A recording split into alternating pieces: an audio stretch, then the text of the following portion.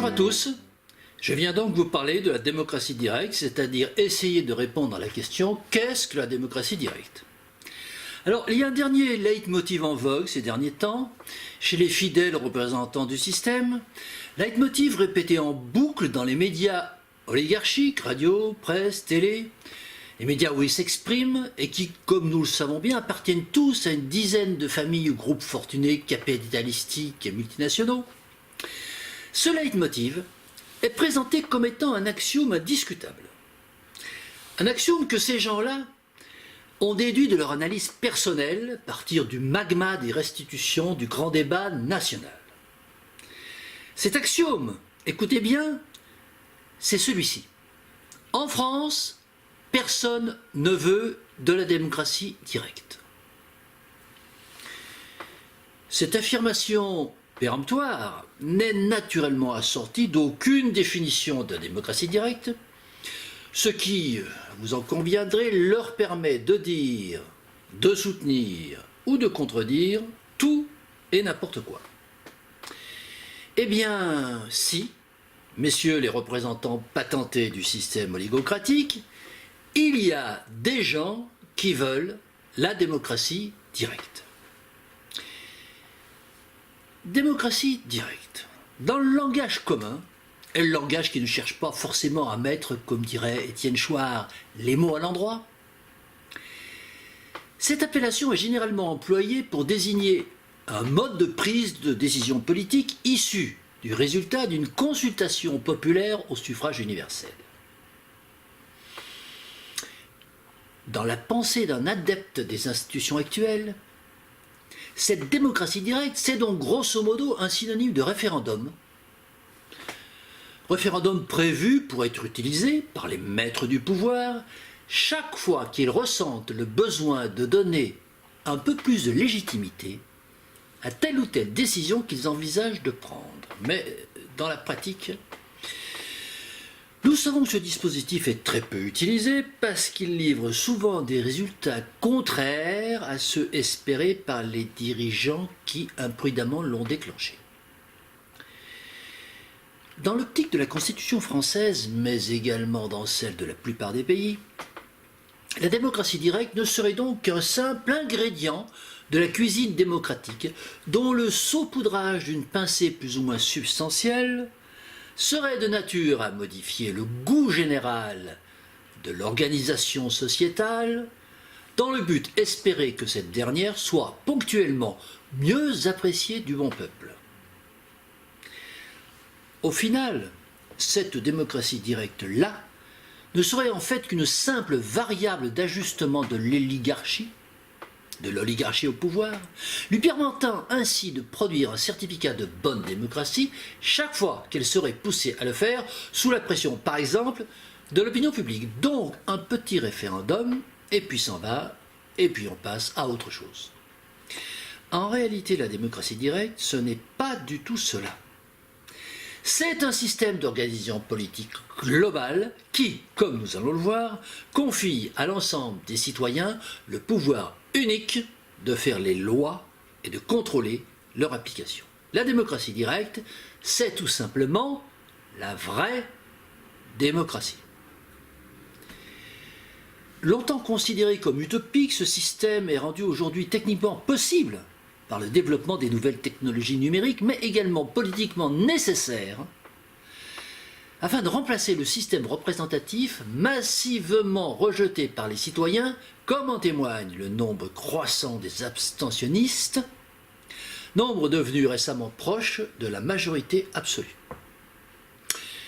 Démocratie, démocratie directe, démocratie représentative, avant d'aller plus loin dans cet exposé, il nous faut tout d'abord étudier le sens profond de ces différents termes et nous attacher à leur donner une définition claire, définition respectant autant leur étymologie que leur sens historique. Car ce souci de définition, notons-le, n'a pas vraiment été celui des rédacteurs de la Constitution de 1958 qui, force est de le constater, ont évité de définir ces notions fondamentales dans le dessein probable de se donner la possibilité de leur faire dire ce qu'il conviendrait le mieux le moment voulu. Parce qu'en effet, il ne suffit pas d'écrire qu'une constitution est démocratique, comme il est écrit dans l'article 1er de la constitution actuelle, pour qu'elle le soit en réalité. Surtout si le mot démocratie n'est défini à nul endroit dans aucun des 89 articles qui suivent. Afin de me livrer à ce travail de clarification nécessaire, je me référerai tout d'abord à Jean-Jacques Rousseau, qui, dans le contrat social, distingue 3 systèmes souches d'organisation sociétale, la monocratie, l'oligocratie, qu'il nomme plutôt aristocratie, et la démocratie. Sur le plan de l'étymologie, le premier de ces systèmes souches, la monocratie, vient de l'association des mots grecs monos, qui veut dire seul, et kratein, commandé, avec pour quasi-synonyme monarchie, associant monos au verbe archein, dont la signification est très proche de kratein. La monocratie, donc, désigne un système d'organisation collective dans lequel le pouvoir est exercé par un homme seul, et c'est le système qui a été utilisé le plus longtemps pour organiser les sociétés humaines, et de très loin, c'est-à-dire sur une durée que nous pouvons estimer à 100 siècles environ. L'oligocratie, elle, dont l'étymologie associe oligos à kratein, désigne l'exercice du pouvoir par un petit nombre, oligos, de même que sa variante synonyme oligarchie. Et c'est le système qui accourt actuellement dans la quasi-totalité des pays de la planète sous l'appellation courante de démocratie représentative, mais depuis 2 siècles à peine. 100 siècles pour la monocratie, contre 2 siècles pour l'oligocratie, c'est-à-dire la démocratie représentative, il convient donc de conseiller la prudence à ceux qui affirment que le système représentatif actuel est coulé dans le marbre de l'histoire, voire qu'il en annonce la fin. Quant à la démocratie, 3e système souche identifié par Rousseau, qui associe le mot démos, le plus grand nombre, à kratein, elle désigne l'exercice du pouvoir par le peuple et elle n'a encore jamais été instituée dans aucune nation organisée. Mais nous savons que de nombreuses usurpations sémantiques ont permis à différents régimes de se prévaloir indûment de son exercice depuis ces dernières décennies. Compte tenu de cette première mise au point, il apparaît donc plus exact de nommer la démocratie représentative actuelle par le terme d'oligocratie ou d'oligarchie, mais certainement pas par le terme de démocratie. Car ce terme démocratie doit être réservé pour désigner un système établissant réellement l'exercice du pouvoir par le peuple, système que nous sommes, je dirais presque à notre corps défendant, obligés de dénommer démocratie directe, puisque le terme démocratie nous a été objectivement confisqué par l'oligocratie qui se fait faussement appeler démocratie. Et c'est pourquoi, et pour plus de clarté, nous appellerons la vraie démocratie démocratie directe. Mais avant de définir les contours de cette vraie démocratie, la démocratie directe, voyons un peu comment l'organisation sociétale actuelle, la fausse démocratie, s'est installée et comment elle a pu usurper l'identité démocratique. Car les racines du système représentatif actuel, c'est-à-dire oligocratique, aristocratique, celui qui réserve l'exercice du pouvoir à un nombre restreint de personnes, ces racines plongent en France dans les circonstances historiques de juillet 1789. Ces événements, déclenchés par la misère du peuple, portés par les idées de Jean-Jacques Rousseau et attisés par le rejet épidermique de la monarchie, aboutirent à cette grande révolution nationale que nous apprenons à l'école et qui jusqu'à aujourd'hui constitue encore la référence soi-disant démocratique et incontestable de notre nation.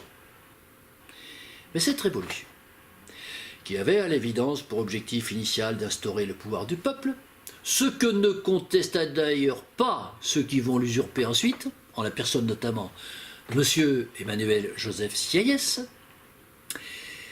cette révolution accoucha en réalité d'un système bien différent. Car, dès le lendemain du 14 juillet et de la chute du pouvoir tout-puissant de la monarchie, alors que se posait la question de savoir comment on allait élaborer les règles de fonctionnement de ce nouveau pouvoir. Une minorité agissante et habilement manœuvrière allait priver le peuple de sa victoire et instituer un système installant la domination de la nouvelle classe montante, celle des marchands.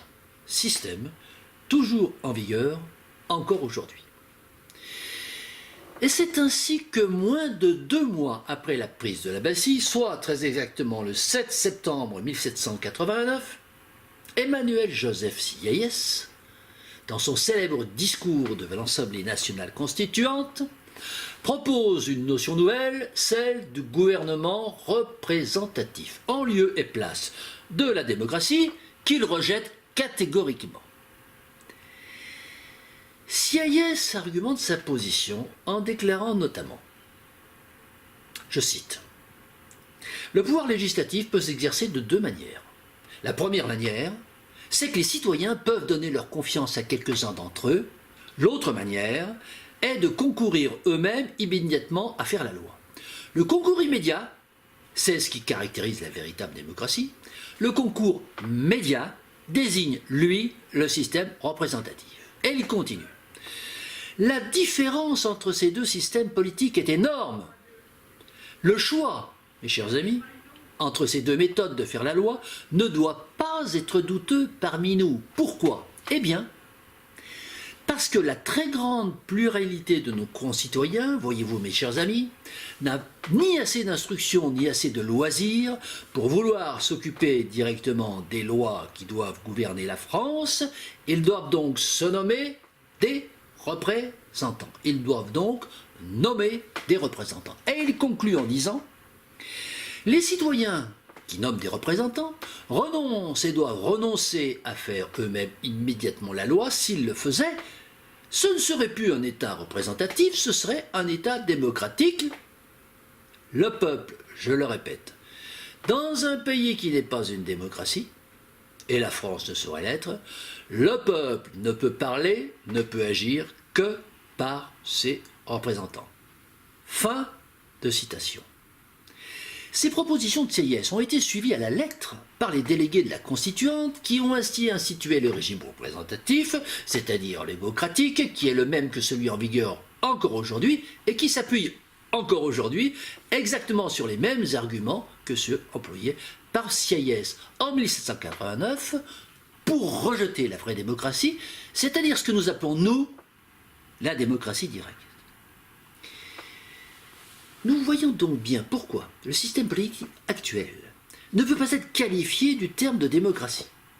C'est bien au contraire l'expression du pouvoir d'un petit nombre, une oligocratie, plus proche d'ailleurs dans son esprit de la monocratie qu'elle a remplacée que de la démocratie qu'elle a usurpée. Alors, comment installer la vraie démocratie? Quels doivent être les contours de cette vraie démocratie? Et quelles procédures pouvons-nous utiliser pour la mettre en place? Je vais vous livrer ici les résultats synthétiques des travaux du groupe de réflexion Démocratie directe et résilience que j'ai animé et qui, entre début 2014 et fin 2016, s'est réuni à plus de 70 reprises pour faire dans un premier temps l'analyse critique de la Constitution actuelle, puis dans un deuxième temps écrire un projet de Constitution en démocratie directe. Et également un programme global refondant les principaux codes juridiques, mais je ne suis ici aujourd'hui que pour vous parler de la partie institutionnelle des travaux de démocratie directe et résilience, celle qui concerne la définition et l'installation de la démocratie directe. Je tiens à préciser que ce schéma d'installation de la démocratie directe que je vais vous présenter ne constitue pas une feuille de route à prendre ou à laisser, mais au contraire qu'il est modifiable, amendable, pour tous ceux ou celles qui souhaiteraient s'y intéresser et y travailler. Cette constitution nouvelle, en démocratie directe, que nous vous proposons, énonce tout d'abord un principe fondamental, un principe qui, à notre sens, fonde le concept de démocratie directe, c'est-à-dire de la démocratie, la vraie, et que nous nous proposons d'appliquer à la lettre, et non pas de détourner comme l'ont fait les usurpateurs post-1789 et jusqu'à ce jour. Ce principe fondamental, vous le connaissez, c'est celui-ci. La souveraineté, qui est le droit d'exercice du pouvoir, appartient au peuple seul. Jusque-là, me direz-vous, nous ne voyons pas beaucoup de différence avec ce qui est énoncé dans le titre premier de la Constitution actuelle, et pourtant, si nous lisons bien cette phrase, il y en a deux et d'importance. La première différence, c'est que nous prenons la peine de définir la souveraineté en disant que la souveraineté, c'est le droit d'exercice du pouvoir, ce que néglige naturellement de faire la Constitution actuelle. Cette Constitution, qui d'ailleurs ne prend jamais la peine de définir les lourds concepts qu'elle n'hésite pourtant pas à manipuler avec légèreté, comme souveraineté, démocratie, sociale, liberté, égalité, fraternité, justice, etc. Nous précisons bien que la souveraineté, c'est le droit d'exercer le pouvoir. La deuxième différence, c'est que nous disons que ce pouvoir n'appartient qu'au peuple seul. Alors, vous voyez donc tout de suite que la phrase bien connue, également, de l'article 3 du titre premier de la Constitution de 58, titre qui s'appelle « de la souveraineté », le peuple exerce la souveraineté par l'intermédiaire de ses représentants. Cette phrase a disparu et qu'elle est remplacée par « le peuple exerce la souveraineté seul ». Mais cette définition précise de la souveraineté, comme étant le droit d'exercice du pouvoir, implique naturellement de donner également au préalable une décision précise de ce que c'est que le pouvoir au niveau institutionnel. Je précise bien au niveau institutionnel parce que la notion de pouvoir est dans le système oligocratique actuel porteuse de nombreuses confusions dans la mesure où plusieurs appellations voisines ou cousines cohabitent et s'interpénètrent. Pouvoir législatif, pouvoir exécutif, pouvoir judiciaire, pouvoir des médias, pouvoir des corporations, pouvoir des multinationales, etc., etc. Et sans qu'on sache bien positionner tous ces soi-disant pouvoirs les uns par rapport aux autres. Et c'est la raison pour laquelle d'ailleurs certains analystes prétendent qu'en définitive, la loi s'établit dans le cadre d'un conflit entre tous ces soi-disant pouvoirs, souvent contraires, et qu'elle est la résultante de leur confrontation. Le principe de la démocratie directe s'inscrit radicalement en faux avec cette vision des choses, car en réalité, nous disons que tous ces pouvoirs ne sont pas de même niveau, et qu'ils ne peuvent donc pas se concurrencer entre eux, se mélanger ou s'interpénétrer, comme voudraient nous le faire croire les zélateurs de l'oligocratie. En réalité, le principe fondamental de la démocratie directe, que nous venons d'énoncer, implique de ne reconnaître qu'un seul vrai pouvoir. Ce seul vrai pouvoir, c'est celui d'édicter des règles s'imposant à tous par la coercition, communément nommé pouvoir législatif. Tous les autres soi-disant pouvoirs que j'ai cités ne représentent en fait que des capacités d'agir à l'intérieur du cadre des règles édictées par le pouvoir premier, le pouvoir suprême, le pouvoir législatif. Capacités pouvant d'ailleurs être augmentées, diminuées, voire même supprimées au gré de la volonté de ce pouvoir premier. C'est ainsi que pour éviter ces confusions, la Constitution en démocratie directe n'utilise le terme pouvoir que pour le législatif, les autres pouvoirs dérivés étant généralement dénommés fonctions, quelquefois également mission ou rôle. Ceci étant précisé, le principe fondamental de la démocratie directe peut donc s'énoncer ainsi sous sa forme développée. La démocratie directe est un système d'organisation collective qui confie l'intégralité du pouvoir législatif au peuple, à l'exclusion de toute forme de représentation. Le pouvoir législatif s'entendant comme celui d'établir toute règle s'imposant à l'ensemble de la collectivité par la coercition, dont, naturellement, les règles constitutionnelles. à noter que la conséquence directe, si l'on peut dire, de ce principe, c'est d'ôter au pouvoir exécutif, à l'ex-pouvoir exécutif, tout rôle dans l'élaboration de la loi et du règlement. Contrairement à la Constitution actuelle qui confie au pouvoir exécutif un rôle prépondérant dans la fabrication des règles coercitives, lui permettant ainsi de revendiquer la paternité de près de 90% des 140 000 règles coercitives contenues dans nos 74 codes juridiques. Mais ce principe, qui confie le pouvoir législatif au seul peuple, contient un corollaire important. Nous venons de voir que, premièrement, le principe fondamental de la démocratie directe était que la souveraineté appartenait au peuple seul.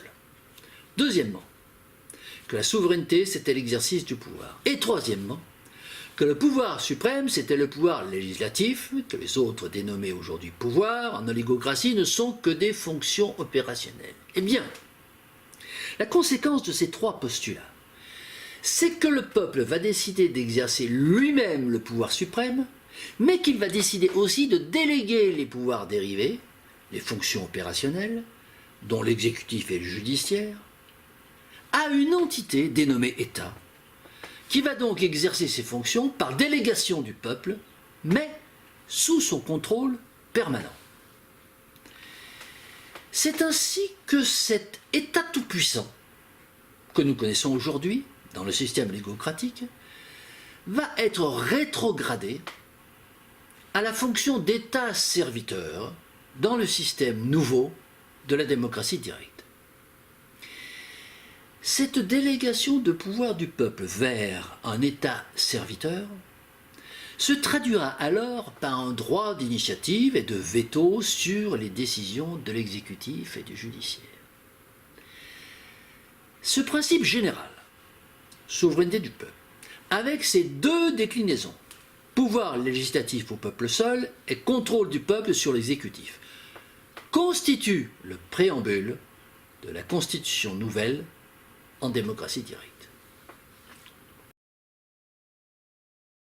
Dans la Constitution actuelle, le pouvoir législatif est dilué dans un conglomérat produisant un ensemble de règles coercitives et répondant à des appellations diverses, à savoir lois, décrets, arrêtés, règlements, ordonnances, circulaires, directives et autres normes administratives. À la lecture des articles 34 à 39 de la C58, qui sont censés déterminer la source et le domaine de la loi, nous nous rendons bien compte que ce pouvoir législatif n'est pas clairement défini, ni pour ce qui concerne sa nature, ni pour ce qui concerne son fonctionnement. Cette technique d'imprécision juridique est d'ailleurs l'un des artifices couramment utilisés par la rédaction constitutionnelle oligocratique, et ceci dans le but évident de pouvoir adapter chaque fois que nécessaire l'interprétation du texte aux nécessités politiques du moment. Dans la Constitution nouvelle en démocratie directe, le pouvoir législatif est défini clairement comme représentant l'ensemble des moyens concourant à l'élaboration de toute règle s'imposant à la collectivité par la coercition. L'ensemble de ces règles est regroupé sous le terme général de loi. La démocratie directe ne reconnaît pas d'autre terme que loi pour désigner une quelconque règle coercitive. Alors, dans notre système de démocratie directe, quel va être cet ensemble de moyens concourant à l'élaboration de la loi? Quelle va être l'infrastructure du pouvoir législatif? Cette infrastructure, c'est un réseau dense d'assemblées citoyennes locales pour lesquelles nous proposons le nom d'agora. Ces agoras, ces assemblées citoyennes locales, que nous voyons d'ailleurs émerger actuellement un petit peu partout en France, notamment en tant que conséquence et résultante du mouvement des Gilets jaunes, et sous une forme plus ou moins embryonnaire, ces agoras, en tant que manifestation concrète de la souveraineté populaire, vont donc avoir pour mission d'élaborer la loi, bien entendu, mais également de contrôler les agissements de la fonction exécutive. À ce stade de mon propos, il y a une précision importante qu'il me faut apporter et qui est celle-ci. Lorsque nous parlons d'assemblées citoyennes locales, l'adjectif local signifie que ces assemblées sont disséminées et réparties sur tout le territoire. Il ne signifie nullement que ces assemblées n'auraient qu'un pouvoir limité aux affaires locales. Bien au contraire. Ces assemblées sont dépositaires d'un pouvoir global et ont vocation à assurer la production législative dans son ensemble. Le qualificatif local n'exprime donc qu'un critère géographique et pas un critère politique. Cette précision étant apportée, nous proposons de créer une agora par tranche de 3500 citoyens majeurs, soit une moyenne de 145 agoras par département et un total de 14 500 agoras pour toute la France. Je n'entrerai pas ici dans le détail du fonctionnement pratique de ces agoras, détail que vous pourrez retrouver sous sa forme détaillée dans notre projet de constitution nouvelle en démocratie directe, assez accessible et téléchargeable sur le site démocratie-direct.com. J'indiquerai seulement quelques principes clés. Premier principe. Tout citoyen ou groupement de citoyens peut déposer un projet de loi ou de modification de la Constitution dans son agora d'affectation. Deuxième principe. Une fois déposé, sous réserve qu'il soit accompagné d'un nombre de signatures requis, un projet de loi passe en phase de présentation, puis phase de débat, et enfin phase de votation dans tout le réseau des agoras. Troisième principe. Les projets qui ne sont pas accompagnés du nombre de signatures requis pour être présentés, débattus et votés en agora, sont publiés sur une plateforme dédiée, physique et numérique, consultable par tout citoyen et ouverte à l'implémentation de signatures.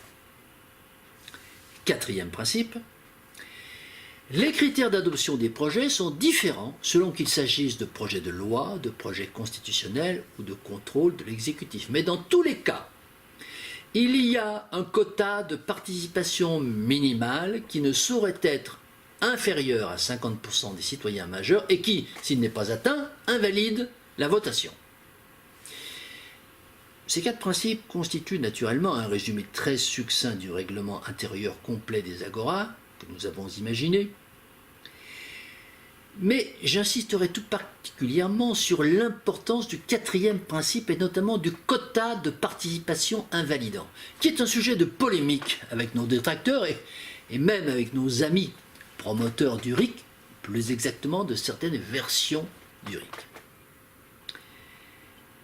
Cette question très importante du quota de participation minimale, qui rejoint d'ailleurs le débat sur le vote blanc et sur l'abstention, est pour nous fondamentale. Car nous partons d'un principe simple, mais incontournable, qui est celui-ci. Une décision issue d'une votation au suffrage universel n'a de légitimité que si plus de la moitié des citoyens majeurs a clairement exprimé son accord. En énonçant ce principe simple, nous nous démarquons radicalement du système oligocratique qui accepte, entérine, voire favorise des résultats de votation dans lesquels seule une proportion minoritaire de citoyens a donné son accord. Ainsi qu'un référendum, dans le système actuel, peut très bien valider un résultat totalisant 1 million de voix, pour peu qu'il n'y ait que 800 000 voix contre. Mais pour ce qui est plus particulièrement de l'élaboration courante de la loi, la contrainte du quota emporte une conséquence directe qui, pour nous, revêt la plus extrême importance. Elle marque la fin des lobbies. La fin des lobbies en tant que principaux artisans de la loi. Car nous savons bien, et nous savons tous, qu'aujourd'hui, dans le système oligocratique, les lois nouvelles, les modifications de lois, les abrogations de lois ne sont pas initiées par l'intérêt général, mais par différents groupes catégoriels qui trouvent un intérêt afin de se rendre la vie plus facile dans la conduite quotidienne de leurs activités. La démocratie directe de ce point de vue, c'est donc la fin des lobbies faiseurs de lois, et c'est enfin la loi faite par et pour tous les citoyens.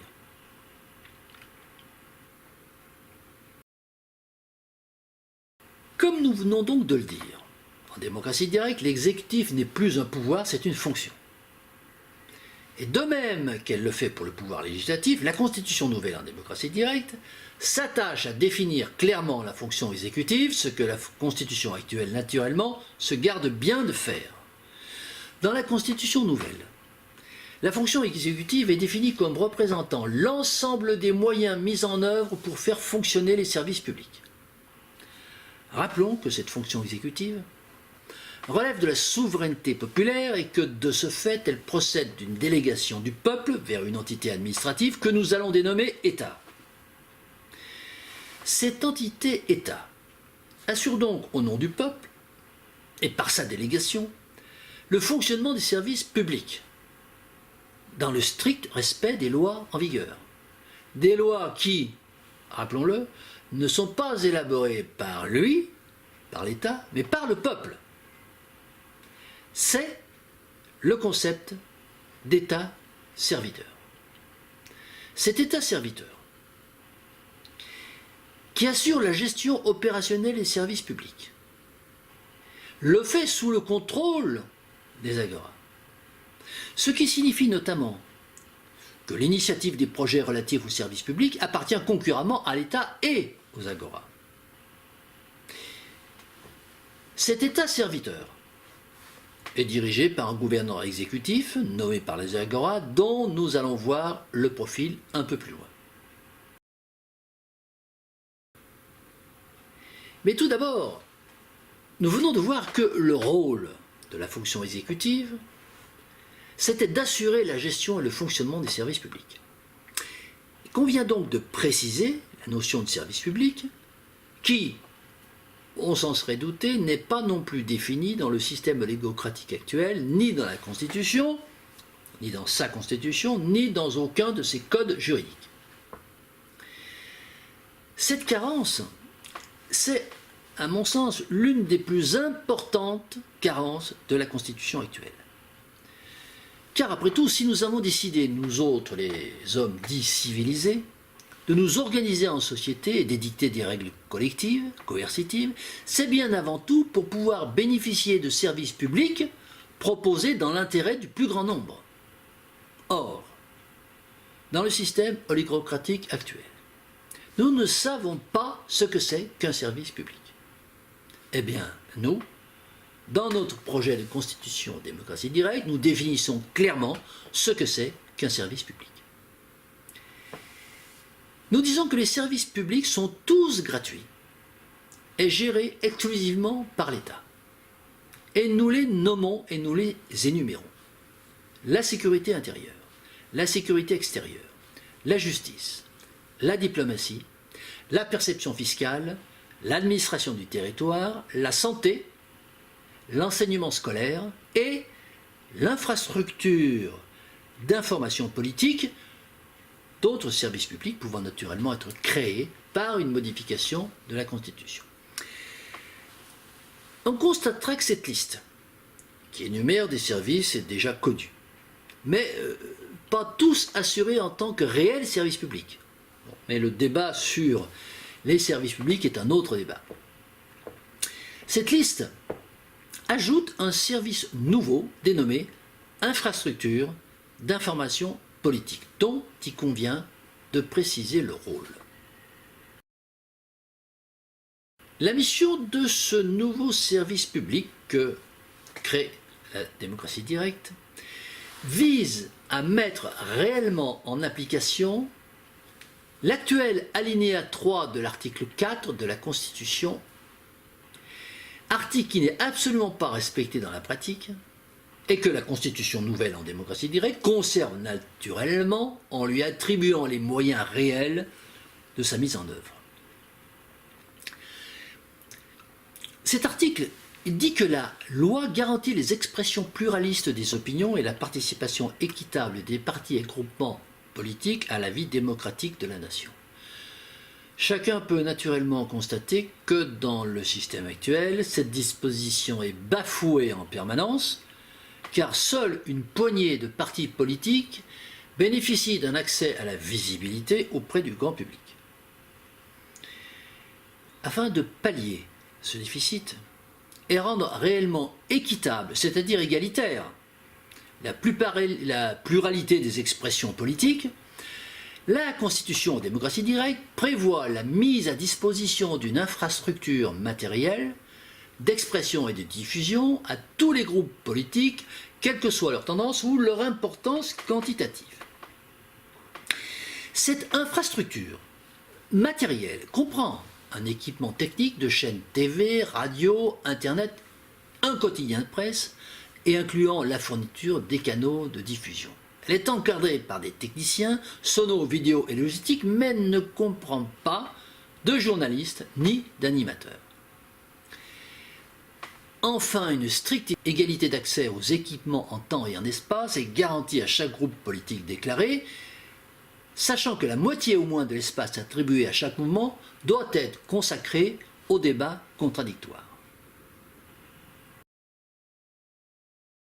La gestion du territoire, qui est détaillée dans le titre 12 de la Constitution de 58, est très différente en démocratie directe de celle prévue par cette Constitution actuelle. Les collectivités territoriales, en effet, ne sont plus administrées par des élus locaux, mais par des mandataires, nommés par le service public de l'administration du territoire, mandataires eux-mêmes placés sous le contrôle des agoras, situés dans le périmètre dont relève la collectivité. Nous touchons ici à un point essentiel de la démocratie directe qui est souvent mal compris. Car on nous dit souvent que la démocratie directe, c'est, dans les territoires, un mode de décision par les citoyens et pas par les élus. Nous retrouvons ici la confusion sur la notion de pouvoir que j'ai déjà évoquée en début d'exposé, la confusion entre le pouvoir législatif et le pouvoir exécutif. C'est-à-dire entre le pouvoir d'édicter des règles abstraites, d'une part, et d'autre part, la fonction qui consiste à faire appliquer ces règles ou à décider de commandements opérationnels, comme précisément ici dans le cadre de décisions d'aménagement du territoire. Or, nous avons vu que, en démocratie directe, l'exercice du pouvoir par le peuple, c'est l'exercice du pouvoir législatif, et que pour ce qui concerne la fonction exécutive, dont en particulier l'administration du territoire, le peuple n'exerce qu'un contrôle par l'intermédiaire des agoras et pas une gestion directe. Car la gestion directe des décisions opérationnelles locales ou nationales par le peuple, cela s'appelle l'autogestion. Et c'est très différent de la démocratie directe. En tout cas, ce n'est pas la même chose. Donc, dans les territoires, le peuple contrôle mais ne gère pas directement. Reste alors à déterminer qui le peuple doit-il contrôler. Actuellement, dans les territoires, ce sont les élus qui gouvernent. Dans d'autres projets de démocratie directe, ce sont des mandataires, donc des fonctionnaires, désignés par le service public de l'administration du territoire, dont nous venons de parler. Mais les agoras possèdent un droit d'initiative pour tout projet nouveau d'aménagement du territoire et un droit de veto sur tout projet ou opération en cours initié par les mandataires de l'État, les mandataires territoriaux. Les agoras peuvent également demander toutes informations et explications utiles sur des projets ou opérations en cours initiés et entrepris par les mandataires de l'État ou d'un territoire donné. Enfin, elles ont un pouvoir révocatoire sur les principaux mandataires du service public territorial. Le gouverneur exécutif dirige l'État. Il est élu par un vote spécial des agoras tous les 5 ans, en scrutin de liste, sur la base d'un programme précis, chiffré, concernant le fonctionnement des services publics et d'une liste nominative des ministres, directeurs, gouverneurs des principaux services publics. Tout citoyen peut présenter sa candidature à la gouvernance exécutive dès lors qu'il recueille un nombre donné de signatures de citoyens. Le gouverneur exécutif, avec la collaboration des ministres gouverneurs figurant sur sa liste, dirige l'ensemble des services publics de la nation, conformément au programme qu'il a présenté lors de la campagne des élections gouvernementales et dans le respect des lois en vigueur, lois, rappelons-le, qu'il ne peut pas modifier. Le gouverneur exécutif est responsable devant le peuple de la réalisation de ce programme. Ainsi et en toute logique, il est donc révocable par les agoras en cas avéré et prouvé de non-respect de ce programme et ceci dans les mêmes conditions de recevabilité de la demande et de votation que pour une modification de la Constitution. La conséquence radicale de cette disposition, c'est que les programmes d'action ne sont plus des chiffons de papier, mais deviennent de véritables contrats passés avec le peuple. Et c'est l'affirmation du mandat impératif et la fin de l'article 27 de la Constitution de 1958, interdisant précisément ce mandat impératif. Alors, qu'en est-il du financement des partis politiques en démocratie directe? Et dans la mesure où il n'y a plus d'élections, hormis celle du gouverneur exécutif, qui sont les partis et qui sont les groupements politiques en démocratie directe? Eh bien, tout d'abord, il y a les individus isolés ou groupements de la société civile qui réfléchissent soit ponctuellement, soit régulièrement à l'initiative des lois. Et puis, il y a les équipes qui postulent aux élections gouvernementales quinquennales. Eh bien, toutes ces personnes ou groupements doivent agir dans un cadre bénévole pour ce qui est de la diffusion, de la propagande et de la communication de leurs idées. C'est pour cette raison d'ailleurs qu'est conçu le service public d'infrastructure de l'information politique qui va leur permettre de s'exprimer librement et gratuitement et d'avoir une visibilité suffisante aux yeux du grand public. Dans la Constitution actuelle, la révision est régie par l'article 89 et éventuellement par l'article 11, dont l'obscurité notoire en limite néanmoins la portée. Ces deux articles refusent au peuple l'initiative de la révision constitutionnelle et la réservent à un nombre restreint de personnes. En démocratie directe, l'initiative de la révision de la Constitution appartient au contraire au seul peuple par le biais des procédures prévues dans les agoras pour modification de la Constitution. C'est ainsi que chaque citoyen, ou groupement de citoyens, peut proposer la création d'un nouvel article de Constitution, la modification ou l'abrogation d'un article existant.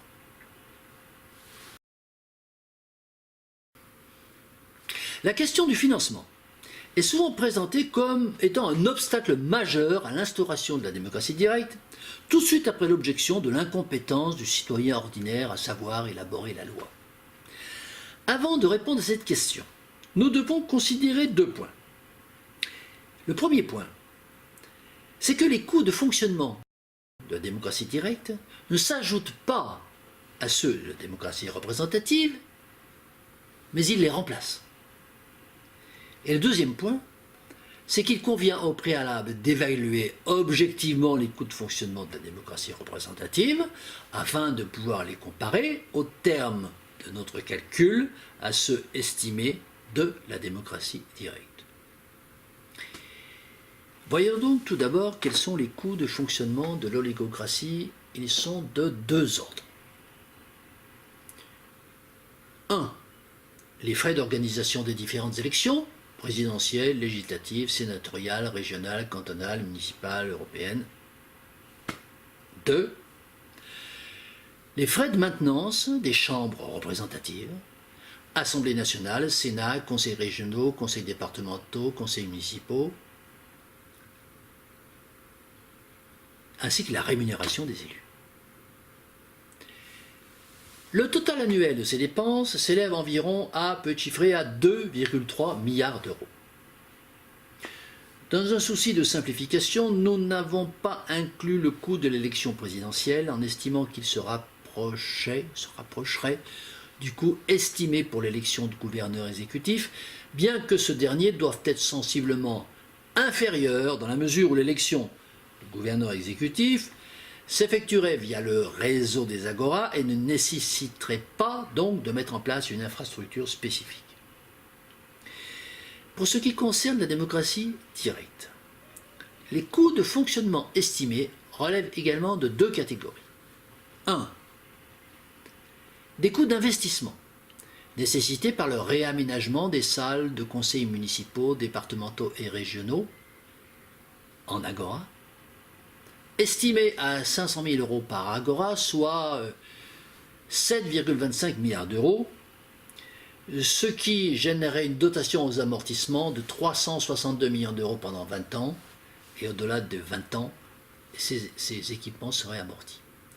Deuxièmement, des coûts liés à la maintenance des agoras et à la rémunération des coordinateurs mandataires, estimés à 80 000 € par agora, soit au total 1,16 milliard d'euros, soit, en synthèse totale, environ 1,4 milliard d'euros pour la démocratie directe contre 2,3 milliards pour la démocratie représentative. Cette estimation, même si elle ne manquera pas d'être vigoureusement contestée par nos détracteurs, présente néanmoins l'intérêt de proposer une évaluation chiffrée et montre que la démocratie directe a toutes les chances de coûter moins cher aux contribuables que la démocratie représentative.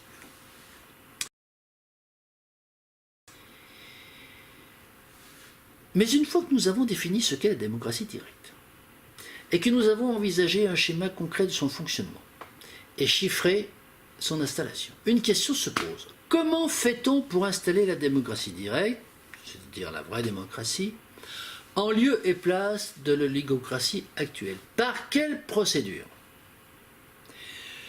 Comment le faire sans violence et en écartant le mirage de la réforme et l'illusion de l'évolution progressive? Car le retrait du pouvoir législatif d'entre les mains de l'oligocratie serait une vraie rupture et pas une simple évolution. De même nature et comparable à celle de la Révolution de 1789 qui a retiré le pouvoir législatif des mains de la monocratie. De la même façon, la révolution à venir sera celle qui retirera ce pouvoir législatif à toute forme de représentation afin de le confier au seul peuple dans toute sa diversité. Et cette révolution, je le pense, peut s'effectuer et doit s'effectuer sans violence et dans le cadre légal des institutions existantes. Il suffit pour ça de bien connaître la Constitution et d'utiliser les quelques fenêtres juridiques étroites qui sont certes difficiles mais pas impossibles à franchir. Elles sont aujourd'hui au nombre de 2 et peut-être demain de 3 si une forme de RIC était adoptée. Il y a tout d'abord l'article 11 qui permet à 1/5 des parlementaires, soit 185 députés ou sénateurs, soutenus par 5 millions de citoyens, de déposer un projet de référendum, un référendum qui pourrait, pourquoi pas, proposer une nouvelle constitution, démocratie directe. L'article 11 semble d'ailleurs devoir être modifié prochainement et confier également l'initiative aux seuls citoyens, réduit à 1 million.